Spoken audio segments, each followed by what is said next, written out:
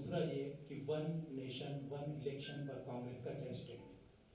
पहली बात तो यह है कि वन नेशन वन इलेक्शन किसी भी फेडरल कॉन्स्टिट्यूशन में संभव नहीं है, क्योंकि 5 साल के लिए सरकार चुनती है और मेजॉरिटी खत्म हो जाने की वजह से उसे जहां मिड टर्म इलेक्शन हो जाता है उसको आप कैसे वन नेशन वन इलेक्शन करोगे?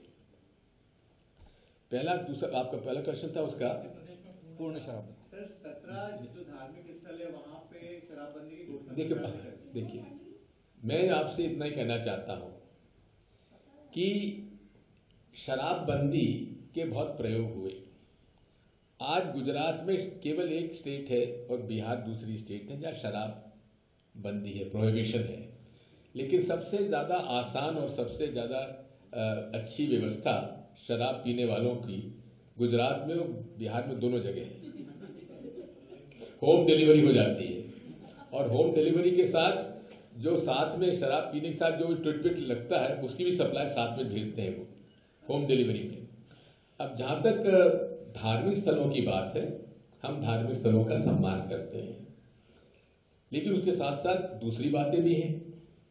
तो वहां स्मैक नहीं बिकना चाहिए, वहां जुआ सट्टा नहीं चलना चाहिए धार्मिक स्थानों पर, और भारतीय जनता पार्टी के नातेदार रिश्तेदारी जो ठेके लेते हैं उनको भी इस बारे में सोचना चाहिए। ये एक अच्छा प्रयोग है। अब ये आप इनसे पूछिए परमिशन। जीतू पटवारी जी ने कहा है कि कांग्रेस में गुटबाजी कैंसर की तरह है, क्या कहना आपका इस संबंध में? देखिए नितिन, जीतू पटवारी जी ने अगर कुछ कहा है तो सोच समझ के कहा होगा। सर मेरा सवाल, पार्षद के पुत्र को नग्न किया गया, इस पूरे मामले में जीतू जाटव जो भी कह सकते हैं नाम सामने आया, अब तक वो लापता है। पुलिस ने अब तक FIR में नाम जोड़ा है, किसी भी तरह का ऐसा कोई स्थिति नजर नहीं आई जिससे लगे कि जो हुआ वो गलत हुआ। इस पर आप क्या कहेंगे? बात यह है, दोनों भाजपा के नेता हैं और दोनों भाजपा के नेताओं में किस बिंदु पर झगड़ा हुआ वो आप लोग सब जानते हैं। अब यही है, जो पिटा है उसका आका शायद कमजोर होगा और जिसने पीटा है उसका आका मजबूत होगा।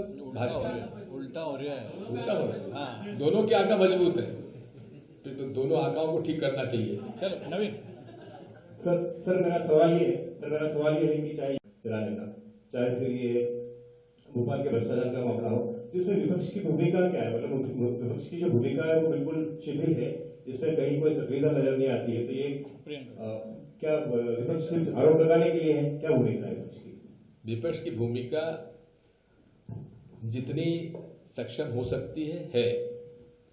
जहां तक यूनियन कार्बाइड का जो वेस्ट है, ये लगभग 40 साल से भोपाल में पड़ा हुआ है और इन 40 सालों में कोई ज्यादा वहां पर ऐसे कोई केसेस सामने नहीं आए हैं। जिनको गैस लगी थी वही केस चले हैं। इस मिट्टी का वहां पे क्या असर रहा क्या नहीं रहा, इसका तो एक जांच का ही विषय है, लेकिन इतना बड़ा इसको इशू बनाने का मैं समझ में नहीं आया कि भाई वहां पे अगर पड़ी हुई है वो मट्टी, तो उसको मट्टी को उठा के यहाँ पीतमपुर लाने की क्या जरूरत थी, वहीं गाड़ के खत्म कर दिए होते। लेकिन मुझे बताया गया कि साहब वहां पर भी कोई बिल्डर का काम है, वो जमीन बड़ी कीमती जमीन है, इसलिए वो खाली कराना चाहते थे, इसलिए उसको ला के यहाँ पटक दिए। चलिए प्रियंका।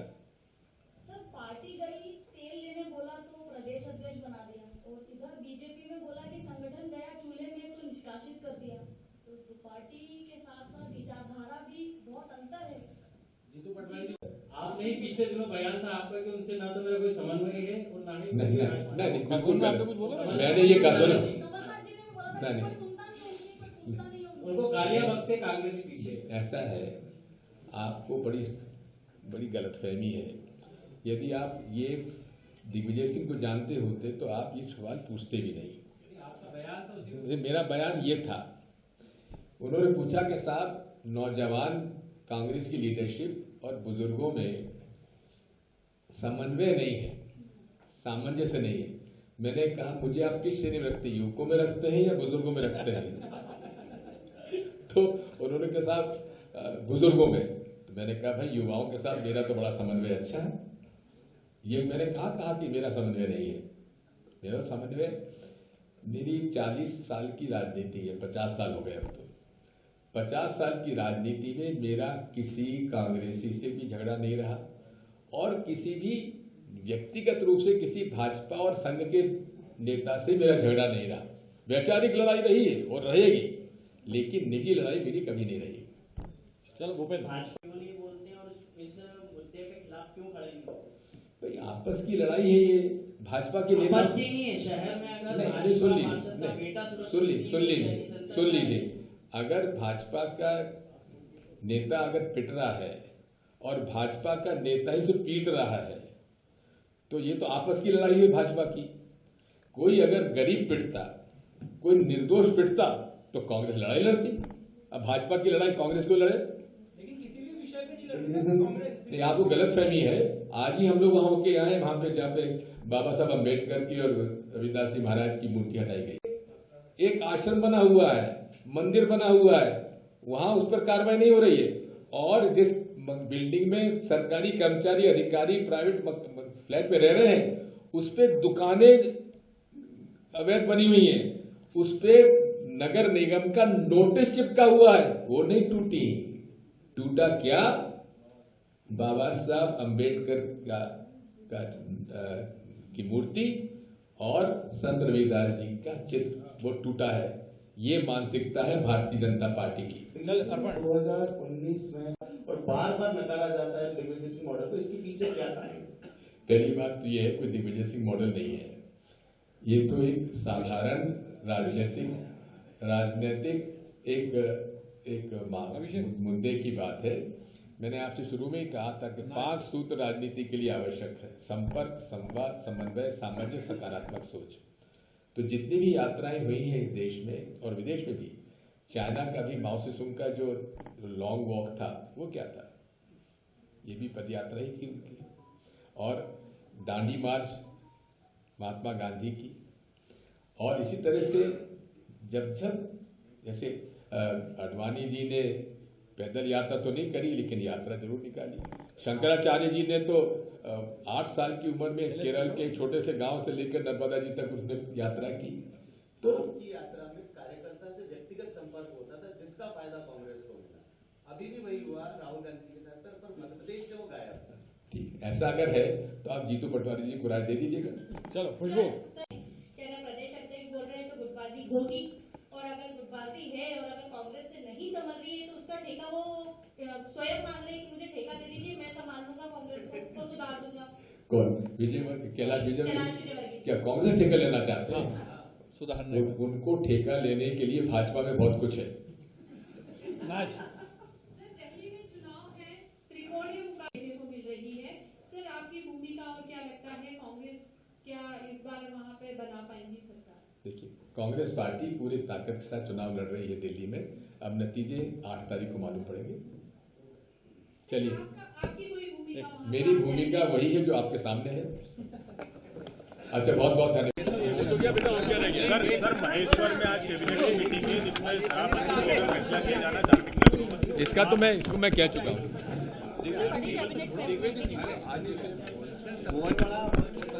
कैबिनेट आज यहाँ पे होने वाली है और शराब के जो लगी है उस पर बैन लगानी चाहिए, उसको लेकर मैं कह चुका हूँ, इसका उत्तर दे चुका हूँ। सर एक सवाल था एक सवाल था सर, सोशल मीडिया पे और ये सब जानकारी मिल रही है कि मुकेश नायक जी जो वीडियो या उनके गाने वगैरह बनाते हैं तो फिर प्रवक्ताओं पे दबाव डालते हैं कि आप उसको शेयर करें, नहीं तो भुगतना पड़ेगा। सर बताइए।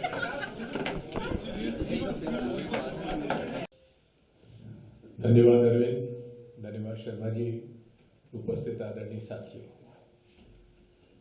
थोड़ा सा विलंब से मैं पहुंचा, उसके लिए क्षमा प्रार्थी हूं। आज इस देश में विचारधारा की लड़ाई है। एक विचारधारा वो है जो प्रेम, सद्भाव, सत्य और अहिंसा के रास्ते पर चलती है। जो विचारधारा हजारों वर्षों से सनातनी परंपराओं का अपनाती है, वो जो विचारधारा भगवान बुद्ध, भगवान महावीर, भगवान हमारे महात्मा गांधी और भगवान श्री राम की भी थी, जिन्होंने अपने राम राज्य में हमेशा सत्य का, न्याय का, प्रेम और सद्भाव का राज कायम किया था, जिसे आज भी लोग याद करते हैं। जितने भी धर्म इस आज विश्व में है, यदि आप देखेंगे तो सबका एक ही मूल संदेश है, इंसानियत। हर धर्म अपने पालन करने वालों को एक ही उपदेश देता है, सत्य बोलो, प्रेम सद्भाव का बर्ताव करो और सभी धर्मों का सम्मान करो। दूसरी तरफ राष्ट्रीय स्वयंसेवक संघ की विचारधारा है, जो कि इस पूरे जो एक संदेश है हमारा, प्रेम सद्भाव सत्य और अहिंसा का, उससे हटकर वे एक नफरत का माहौल कायम करते हैं। केवल आरएसएस ही नहीं, इसके अंदर वो सारे लोग, वो सारे कट्टरपंथी लोग, चाहे किसी धर्म के हों, जो अपने धर्म को दूसरे धर्म से बेहतर बताने का जो प्रयास करते हैं, वो टारगेट करते हैं कि फला धर्म जो है उसका जो भी अनुपालन करता है वो राष्ट्रद्रोही है। यदि आप देखेंगे तो यूरोप में हिटलर ने भी यही किया था। उन्होंने यहूदियों को राष्ट्रद्रोही घोषित कर दिया और बाकी सब इतिहास है। आज हमारी लड़ाई यही है। हमारी लड़ाई सत्ता की या पद की नहीं है। हमारी लड़ाई है कि इस देश में क्या प्रेम सद्भाव सत्य अहिंसा का रास्ता, न्याय का रास्ता हमको नहीं अपनाना चाहिए। बाबा साहब अंबेडकर का भारतीय संविधान का क्या रूप है, उसका भी यही रूप है। जो हमारे प्रियम्बल है संविधान का, संविधान की जो प्रियम्बल है, उद्देशिका है, वो भी यही रूप है। और सबसे बड़ी बात यह है कि हजारों वर्षों से कुछ वर्गों के साथ भेदभाव रखा गया।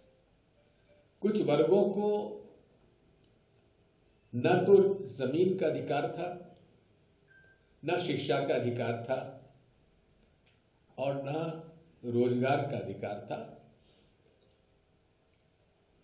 पूरे उस वर्ग को जन्म के आधार पर उसे हमेशा के लिए अछूत घोषित कर दिया जाता था।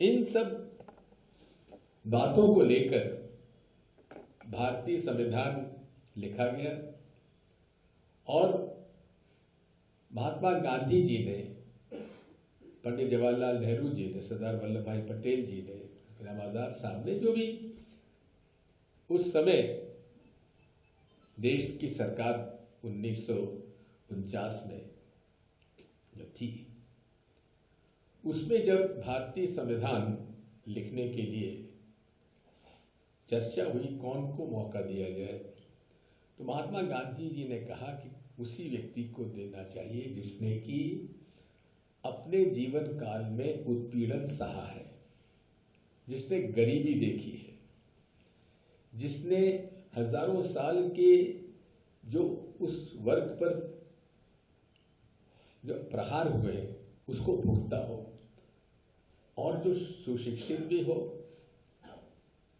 जो कानून भी जानता हो ऐसा व्यक्ति केवल एक व्यक्ति था, वो थे डॉक्टर भीमराव बाबा साहब अम्बेडकर, और उनको ये मौका दिया गया। बाकी सब इतिहास का अंग है। साथियों, एक तरफ नरेंद्र मोदी जी सदन में आते हैं तो सदन के पहले जिस दिन उन्होंने 2014 में लोकसभा परिसर में आए, उन्होंने सीढ़ियों पर ढोक देकर वो अंदर घुसे।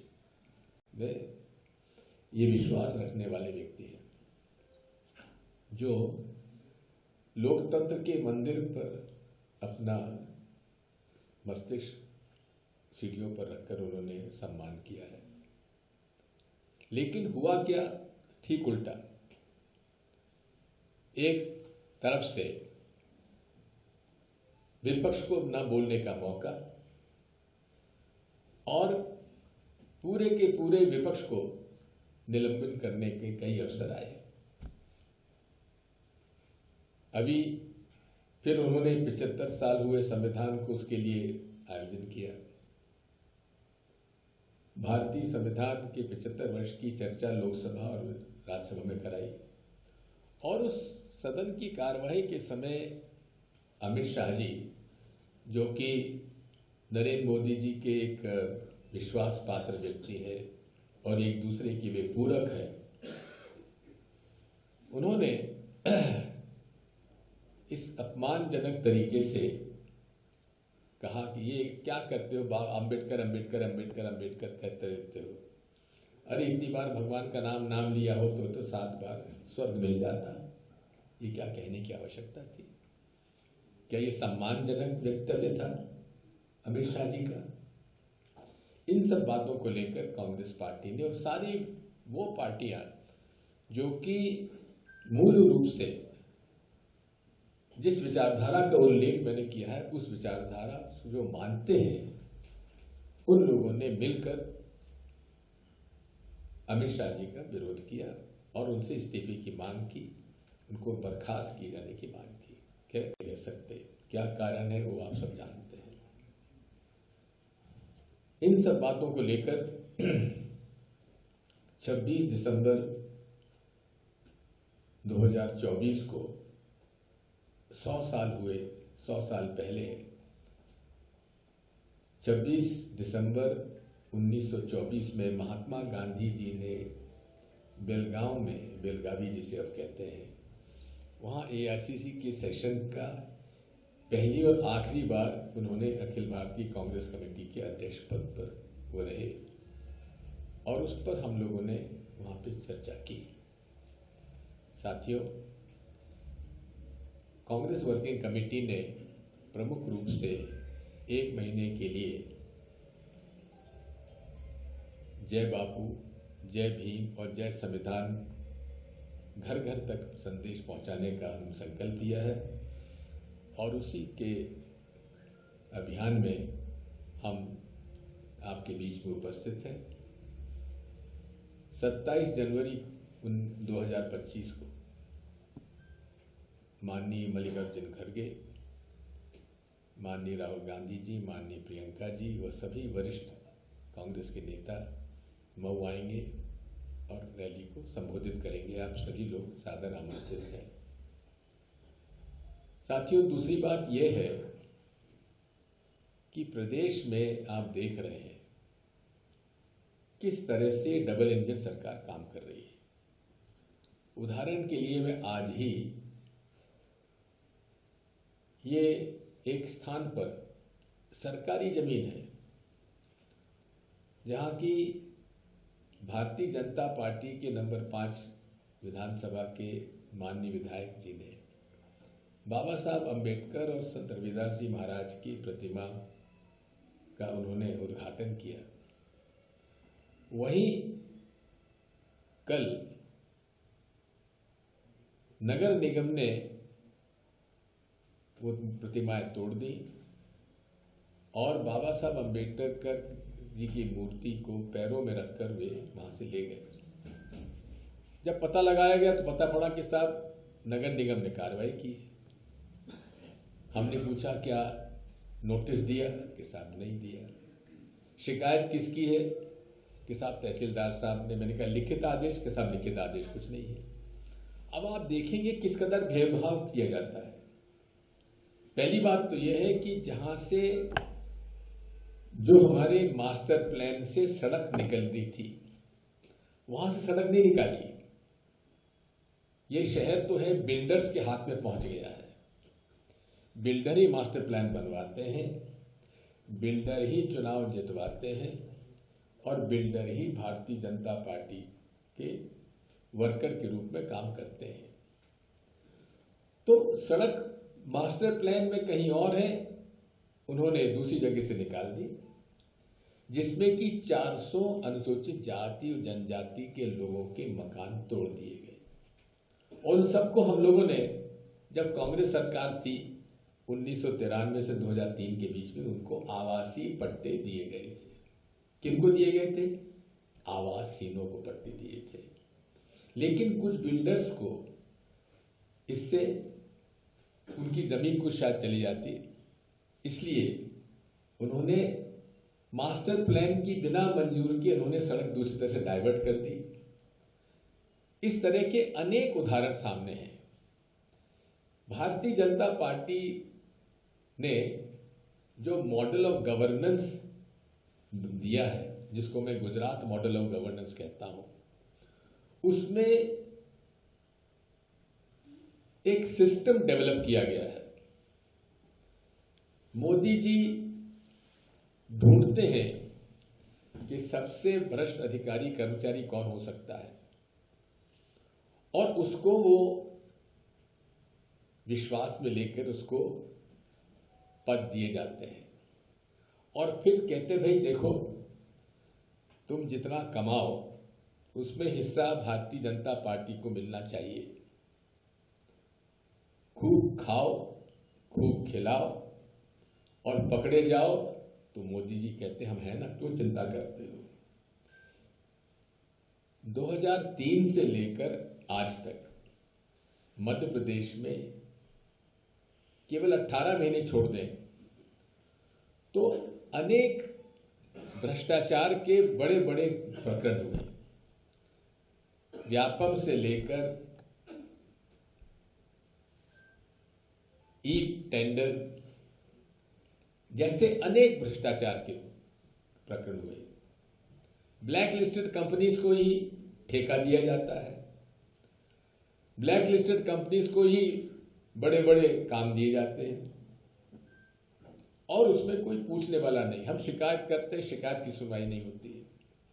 एक प्रकरण में तो मैं बताता हूं कि एक रिटायर्ड फॉरेस्ट ऑफिसर कॉटन को ऑर्गेनिक कॉटन के रूप में प्रमाणीकरण देकर जिसकी कीमत अंतर्राष्ट्रीय मार्केट में दुगनी तिगनी हो जाती है, उसका बहुत बड़ा प्रकरण था।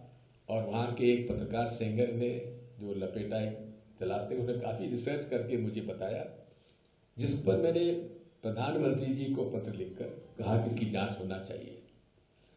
और उसके आधार पर उन्होंने पीयूष गोयल जी जो कि कॉमर्स मिनिस्टर हैं उनको ये फॉरवर्ड किया और उनका पत्र मुझे आया पीयूष गोयल जी का कि हमने ये जांच में सही पाई गई है कि आपने जो आरोप लगाया बिल्कुल सही है और इस पर हम कार्रवाई करेंगे। और कमिश्नर पुलिस इंदौर और धार के एसपी साहब को हमने ये काम सौंप दिया है। मैंने कहा बड़ी अच्छी बात है। जब मैंने कमिश्नर पुलिस इंदौर को ये बात कही तो उन्होंने कहा साहब मुझे तो जानकारी नहीं है। मैंने कहा भाई जानकारी नहीं आती, या तो विजय गोयल झूठ बोल रहे हैं या आप झूठ बोल रहे हैं, क्या बात है।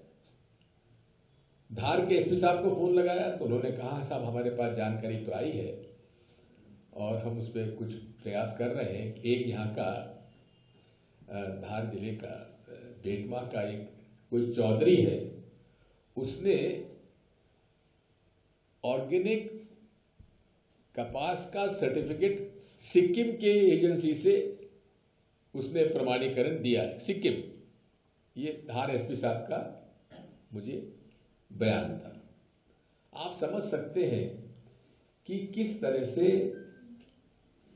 इस भ्रष्टाचार और इस देश के प्रतिष्ठा को ठेस पहुंचाने वाले लोगों को किस प्रकार से प्रोटेक्ट किया जा रहा है। और ये एक साल नहीं, लगातार शिवराज सिंह चौहान मौजूदा कृषि मंत्री जी के मुख्यमंत्री काल में ये सब होता रहा। लोगों को मालूम था, अधिकारी कर्मचारियों ने खूब तो खाया और खूब खिलाया। मोदी जी कहते जरूर थे न खाऊंगा न खाने दूंगा, लेकिन किया उन्होंने यही है, खूब खाओ और लेकिन खूब खिलाओ, हम बचाने के लिए आपके साथ खड़े हैं। ऐसे में कि पूरे प्रदेश में बहुत बड़े पैमाने पर हमारे बेरोजगार बच्चों का के साथ कुठाराघात हो रहा है। अनुसूचित जाति जनजाति के बैकलॉग पद भरे नहीं जा रहे हैं, और कहीं निकलता भी है तो नॉट सूटेबल फॉर जॉब, उसका रिजेक्ट करके नॉन SC ST की भर्ती कर दी जाती है। ब्लैक लिस्टेड कंपनीज को ही ठेका दिया जाता है, पेपर लीक हो जाता है। ये सब बातें आज हमारे सामने हैं। ऐसे लोगों को पटवारी के सिलेक्शन में ऐसे नंबर 1 पे जो व्यक्ति आई, उससे मध्य प्रदेश की राजधानी क्या है पूछा गया तो उसको मालूम नहीं था। बात यह है कि अभी एक और बात सामने आई, एक लोगों ने, कहां तक सही मैं नहीं जानता, कि लिखित परीक्षा में नंबर अच्छे नहीं आए, लेकिन इंटरव्यू में टॉप हो के सबका सिलेक्शन हो गया। अब आप समझ सकते हैं कि ये क्या हो रहा है, कितना अन्याय हो रहा है। और ये बात करते हैं धर्म की। क्या ये धर्म है? यही धर्म है कि आप बेईमानी करो, जो अयोग्य लोगों को आप योग्यता, गलत तरीके से उनको आप पद दो, लोगों को ठगो और उसके बाद बड़े बड़े पद पर बैठे रहो। इस डबल इंजन सरकार में एक भी भ्रष्ट कर्मचारी अधिकारी के खिलाफ कार्रवाई हो तो मैं जानना चाहता हूं आपसे। इंदौर तो एक कैपिटल ऑफ करप्शन बन चुका है, जहां पूरे के तरीके से भ्रष्टाचार चरम सीमा पर है, कोई सुनने वाला नहीं। भोपाल का मास्टर प्लान तो 95 के बाद आया ही नहीं है। क्यों नहीं आया? क्योंकि वहां पर पूरे के पूरे लोग अवैध कॉलोनी का धंधा कर रहे हैं, और अधिकांश जो है भारतीय जनता पार्टी का तगमा लगाकर आगे आ जाते हैं। परिवहन मंत्रालय का तो आपने देख ही लिया। सिपाही 7-8 साल की सर्विस, इस्तीफा देता है और उसके पास 54 किलो तो सोना, 2.5 कुंटल चांदी और 20 करोड़ से ज्यादा नगद पाया जाता है। आज तक वो गिरफ्तार नहीं हुआ है। ईडी, आईटी, सीबीआई, लोकायुक्त सारे लोग ढूंढ रहे हैं, लेकिन वो गायब है। ये नमूना है भारतीय जनता पार्टी के मॉडल ऑफ गवर्नेंस में। और ये जो भ्रष्टाचार में डूबे अधिकारी कर्मचारी,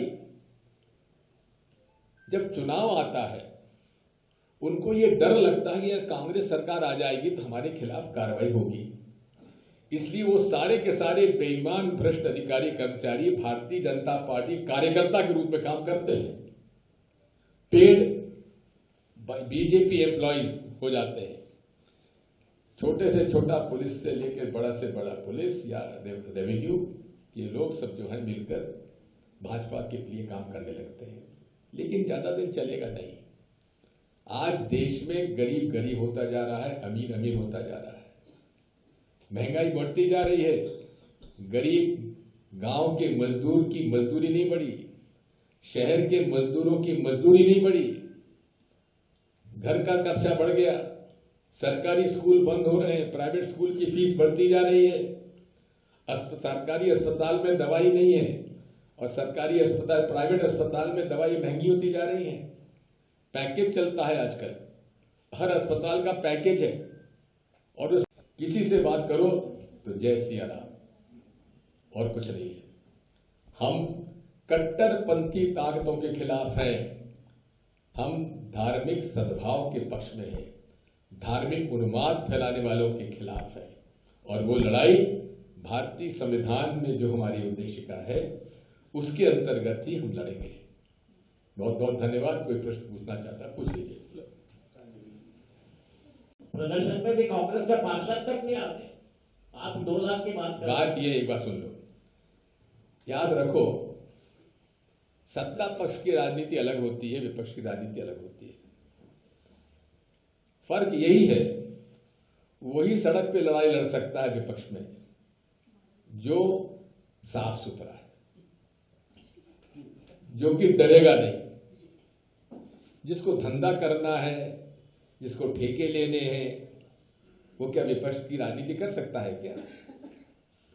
जो लोग इस काम में थे, जिनको लगा कि सत्ता हमारी नहीं है, तो चले गए। वापस लेगी क्या सर पार्टी? इनको बोलने दीजिए। सर, इंडिया ब्लॉक में एक साथ चुनाव लड़ना लोकसभा का आम आदमी पार्टी और कांग्रेस इस बार आमने सामने है और लगता है कांग्रेस भी अपनी जमीन फिर से पुख्ता करने की कोशिश कर रही है दिल्ली में। तो ये जो विरोधाभास है सर, लोकसभा चुनाव में साथ में आते हैं, विधानसभा में अलग हो जाते हैं, क्या है? देखिए, विरोधाभास राजनीति में स्वाभाविक है और विरोधाभास परिवार में हो जाता है तो फिर पार्टी में होना स्वाभाविक है। लेकिन लोकसभा में हम लोग लड़ाई लड़ रहे थे देश की राजनीति, राष्ट्रीय चुनाव में। ये लोकल चुनाव है, इन लोकल चुनाव में जो भी होगा, आप ये क्यों भूल जाते हैं कि पहली बार अरविंद केजरीवाल को मुख्यमंत्री बनाने में कांग्रेस पार्टी ने सहयोग दिया था। तो ये सारी चीजें जो है 2004 में भी जब यूपीए सरकार बनी तो अनेक पार्टियां ऐसी थी जो बाद में उस समय लोकसभा में हम लोग एक दूसरे के खिलाफ लड़े, लेकिन बाद में यूपीए में सब लोग शामिल होकर उन्होंने 10 साल तक सरकार चलाई। तो ये बात वह है कि मैंने ऐसा कहा हमने शुरू से, विचारधारा की लड़ाई है और ये विचारधारा जो है राष्ट्रीय स्तर पर ज्यादा प्रभावशाली होती है बनस्पत विधानसभा चुनाव। सर, प्रदेश में कांग्रेस की वापसी का कोई फार्मूला हो तो खुद हमें बताएं, बड़े बेचैन दिखाई दे रहे हैं। देखिए, फॉर्मूला एक ही है। मैं कांग्रेसियों से एक ही बात कहता हूं कि देखो, 5 सूत्र हैं राजनीति के। पहला, संपर्क। जो राजनेता संपर्क नहीं करेगा वो क्या राजनीति करेगा। दूसरा है संवाद। संपर्क करके संवाद करो, लेकिन मन की बात संवाद नहीं होती है, आमने सामने बात संवाद होती है। संवाद मतलब 2 लोगों के बीच में होती है, एक तरफा नहीं होता है। तीसरा है समन्वय, सबको साथ लेके चलो। सामंजस्य, जो आपने कहा फॉर्मूला, भाई सब लोग, सारे लोग आपस में हो सकता है विरोधाभास, लेकिन मिलकर काम करो। और 5वां, सकारात्मक सोच। अगर ये 5 सूत्र में कांग्रेस पार्टी ने काम किया तो हम लोग चुनाव फिर जीतेंगे। लेकिन एक बात मैं आपको कह दूं, माननीय चुनाव आयोग निष्पक्ष नहीं है। वोटर लिस्ट निष्पक्षता से नहीं बनाई जाती है। इंदौर की वोटर लिस्ट में एक भाजपा के कई ऐसे लोग हैं जिनके 2-2, 4-4 पोलिंग बूथ पे 2-2, 3-3 विधानसभा में नाम लिखे हुए हैं। इन सब बातों पर हमें ध्यान देने की आवश्यकता है। इलेक्शन मैनेजमेंट की कमेटी हमारे यहाँ बनी है। थोड़ी कमी हमारी इस मामले में भी है कि बूथ लेवल एजेंट हमारे जो नियुक्त होना चाहिए कई जगह नहीं होते हैं। इन सब चीज़ों पर हमें विशेष तौर पर ध्यान देना चाहिए और यही आज एआईसीसी के लिए अंदर हमारा जो प्रोग्राम है, यही इन 5 सूत्रों पर कायम किया गया है, जिसको कि एआईसी सेशन बेलगावी में जो हुआ था उसमें ये बातें आई थी और ये 26 जनवरी तक 27 जनवरी तक हमारा ये कार्यक्रम था, जय बापू, जय भीम और जय संविधान का। इसके बाद जनसंपर्क अभियान हमारा साल भर के लिए चलेगा और हमारी ये लड़ाई है, हम लोग मांग करते हैं कि चुनाव बैलेट पेपर से होना चाहिए, क्योंकि एक मेरा संविधान अधिकार है हर वोटर का, जहां मैं चाहूं वहां वोट डालूं, जहां मैंने वोट डाला है वहां वोट पड़े, और जहां मैंने डाला है, जहां पड़ा है, वो पूरी गिनती हो। ये 3 बेसिक मेरे फंडामेंटल राइट है जो आज ईवीएम में नहीं है।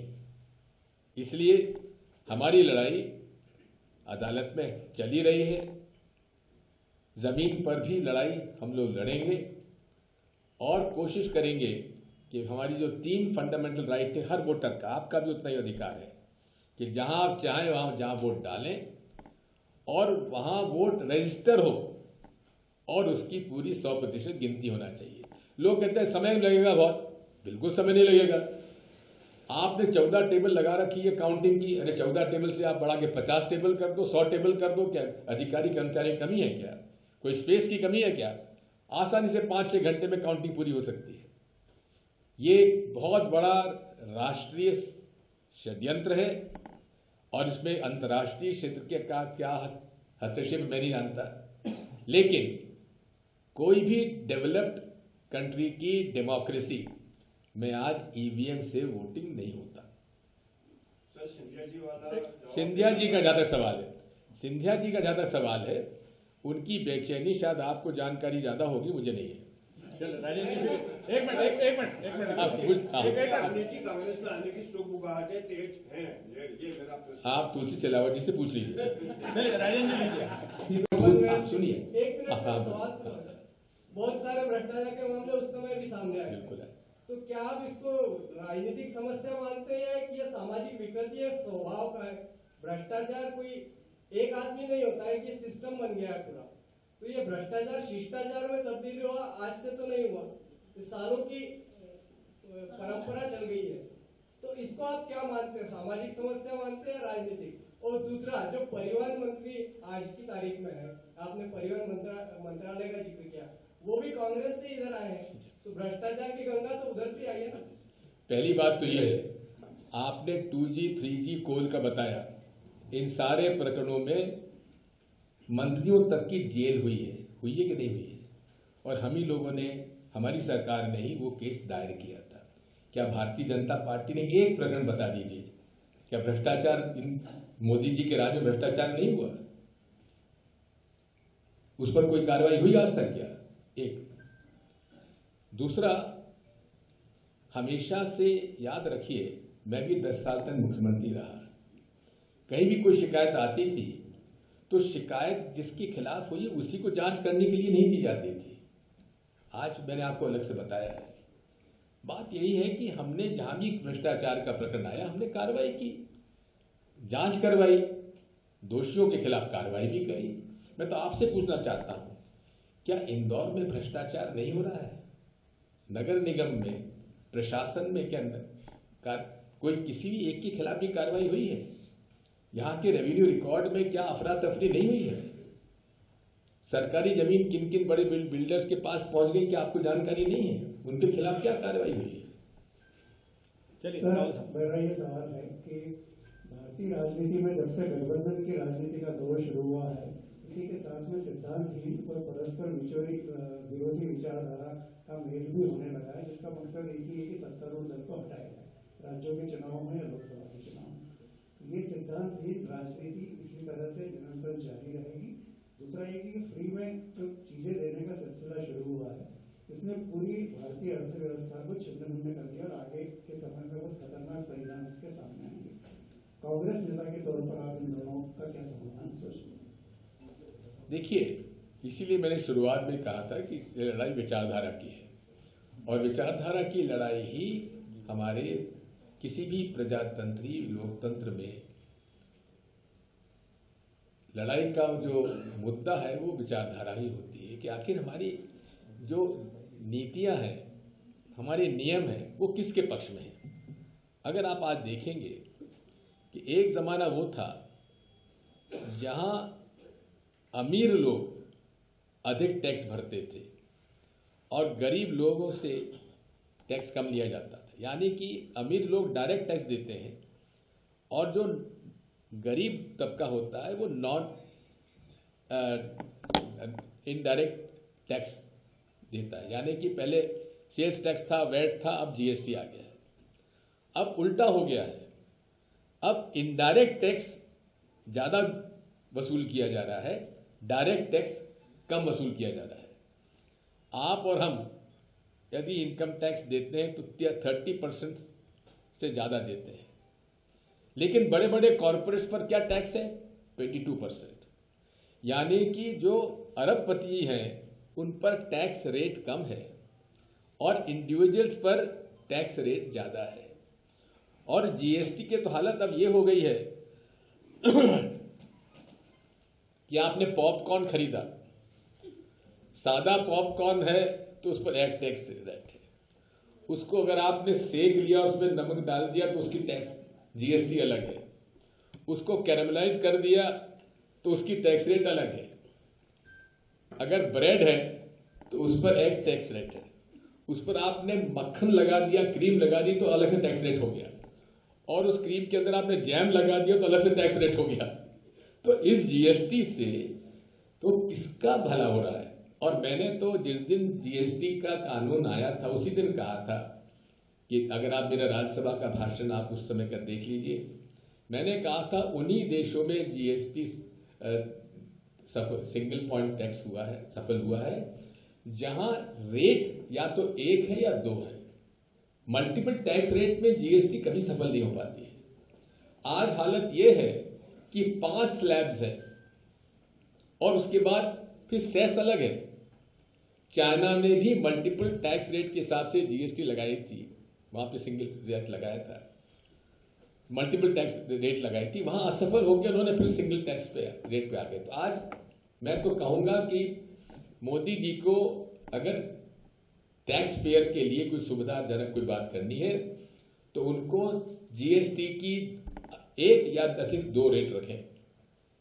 जो आम लोगों कंज्यूमर गुड्स है उनको 5% से ज्यादा मत करिए, और जो अमीर लोगों के कंज्यूमर गुड्स हैं उनको आप 20% से ज्यादा टैक्स एक रेट रखिए। हालांकि 2 टैक्स, ताकि लोगों को आज व्यापारियों को बड़ी परेशानी है, जिसकी बेचारे की होटल चल रही है वो अब जांच करता भैया देख में ब्रेड में इतना टैक्स लगेगा, इसमें जीएसटी इतना लगाओ, मक्खन लग गया तो इतना लगाओ, और जैम लगा दिया तो इतना लगाओ, अब पॉपकॉर्न बनाने वाले को अलग टैक्स देना। तो इसलिए आज जीएसटी जो है सिंगल रेट टैक्स हो, ज्यादा से ज्यादा डबल रेट टैक्स हो, और इसमें वसूली के लिए भी हमको ईमानदारी के साथ जो उसका हक टैक्स रिबेट का बनता है उसको हक निरंतर मिलते रहना चाहिए। टैक्स रिफॉर्म्स देश में आवश्यक है। कांग्रेस सरकार ने की थी, बिल्कुल, उसकी सिंगल स्लैब जी, आपने उसकी दिशा नीति की बात की है। आज आम आदमी या व्यापारी की बात करें तो उसकी परेशानी ये है कि 3-3, 4-4, 6-6 महीने तक पेमेंट नहीं आता, लेकिन उसको जीएसटी आने वाली 20 तारीख पे भरना पड़ता है। ये सबसे बड़ी दिशा नीति है। इस ओर कांग्रेस पार्टी क्या प्रयास कर रही है और आने वाले बजट को लेकर कांग्रेस पार्टी की क्या उम्मीदें हैं और क्या सोच है कांग्रेस पार्टी इस दिशा में कोई सुझाव देना चाहती है? निश्चित तौर पर हमारे जब भी बजट पे चर्चा होती है केंद्र सरकार की, उसमें लोकसभा में, राज्यसभा में अच्छे जो हमारे टैक्स समझने वाले चिदम्बरम जी जैसे लोग हैं, वैसे लोग अपने अपने सुझाव देते हैं, और सबका मत यही है कि जीएसटी जो है मल्टी स्लैब जीएसटी कभी सफल नहीं हो पाएगी। Either single rate